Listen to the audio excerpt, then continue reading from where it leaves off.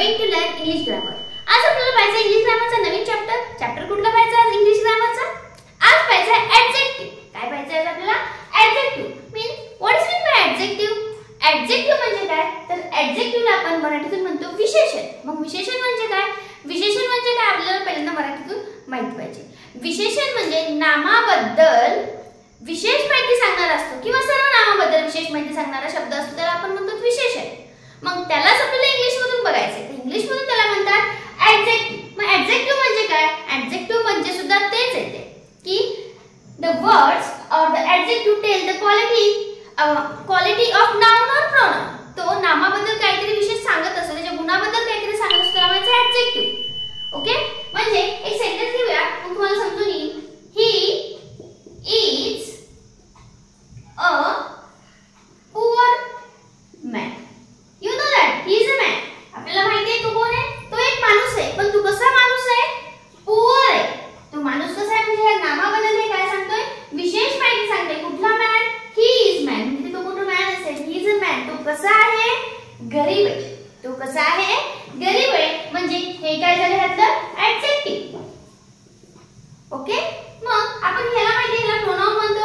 Is helping verb हे आपण हळूहळू शिकलो आहोत. तर हे माणूस कसा आहे हे बघायचं. कसं आहे? गरीब आहे. मग ते गरीब काय सांगते? नामाबद्दल विशेष माहिती सांगते. मग याला काय म्हणायचं? ॲडजेक्टिव्ह. ओके, आता नेक्स्ट घेऊया अ गुड स्टुडंट. आता यामध्ये ॲडजेक्टिव्ह शोधून पाहूया. Good student respect his teacher. अ गुड स्टुडंट. तर स्टुडंट आहे पण कसा आहे तो? गुड आहे म्हणजे चांगला आहे. म्हणजे या ठिकाणी हे झालं नाउन, पण तो स्टुडंट कसा आहे? गुड. हे झालं adjective.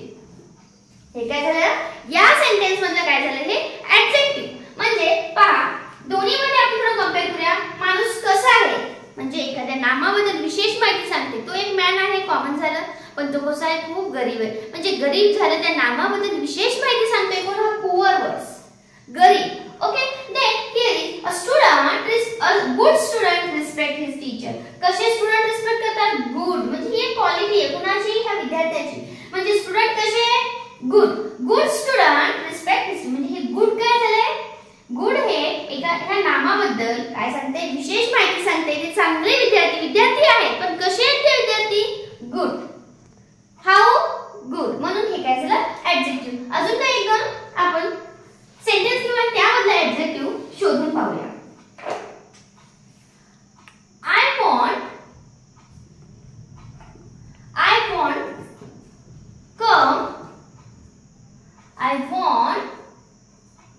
I want to come early असं पण म्हणू शकतो. किंवा नेक्स्ट दुसरं घेऊया. I want some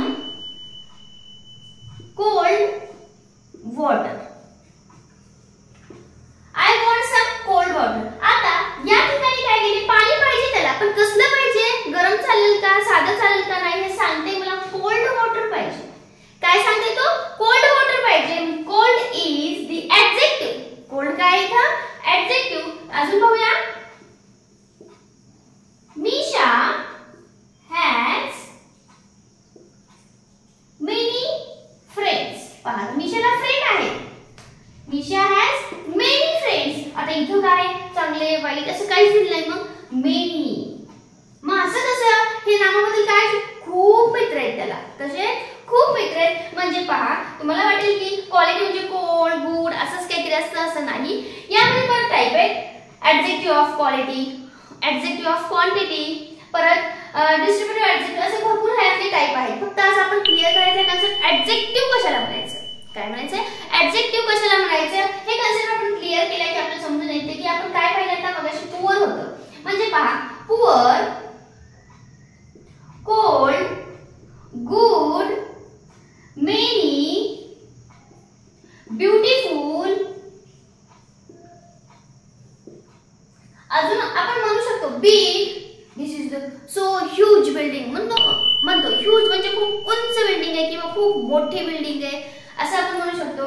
त्या ठिकाणी बिग लिहिलं तरी चालतं, ह्यूज लिहिलं तरी चालतं. अदरवाइज आपण जे काही काय करतोय आपण एखादं विशेष सांगते म्हणजे काय काय हँडरायटिंग आहे त्याचं व्हेरी एक्सलंट म्हणजे आपण काय म्हणतो एक्सलंट हँडरायटिंग एक्सलंट काय झालं त्या हँडरायटिंग विषयी दिलेलं एक प्रकारचं त्यांनी काय केलेले कसं आहे हे सांगितलेलं आहे ओके गुण आहे तो एक कसं आहे उत्कृष्ट आहे त्याचं हँडरायटिंग म्हणजे तो पण एक काय झाला त्याच्यातला त्याची क्वालिटी आहे कसं आहे गुड आहे मी तो बघा poor cold good many beautiful big म्हणजे ते कसे आहे त्याच्यातून आपल्याला काय कळतं तर quality of noun quality of pronoun कधी कधी काय करतात आता इथे प्रोनाउन वापरले इथे नाउन वापरले नाउन असू शकतं प्रोनाउन असू शकतं असं काही नाही की नाउनच पाहिजे तसं काही नाही फक्त ते वर्ड्स काय करतो ते डिस्क्राइब करतो की quality of noun and pronoun मग त्याला म्हणायचं ऍडजेक्टिव्ह आपल्याला जे टाइप पण पाहिजे त्या ऍडजेक्टिव्हचा वापर आपण डिग्री मध्ये करतो कंपॅरेटिव्ह सुपरलेटिव्ह आणि पॉझिटिव्ह या डिग्री मध्ये पण करतो मग यामध्ये पण कसं करायचं हे पण आपल्या व्हिडिओ पाहायचा आहे नेक्स्ट व्हिडिओ आपण त्याचाच बनवणार आहोत त्यामध्ये आपण त्याच्यामध्ये ऍडजेक्टिव्हचा वापर आपण डिग्री मध्ये कसा करायचा काय होतंय त्याने टाइप कसे हे सगळं आपल्याला पाहायचंय 1 by 1 चला व्हिडिओ कसा वाटला हे सुद्धा सांगत चला व्हिडिओला लाईक करून घ्या आणि शेअर आणि सबस्क्राइब करायला मात्र विसरू नका ओके थँक्यू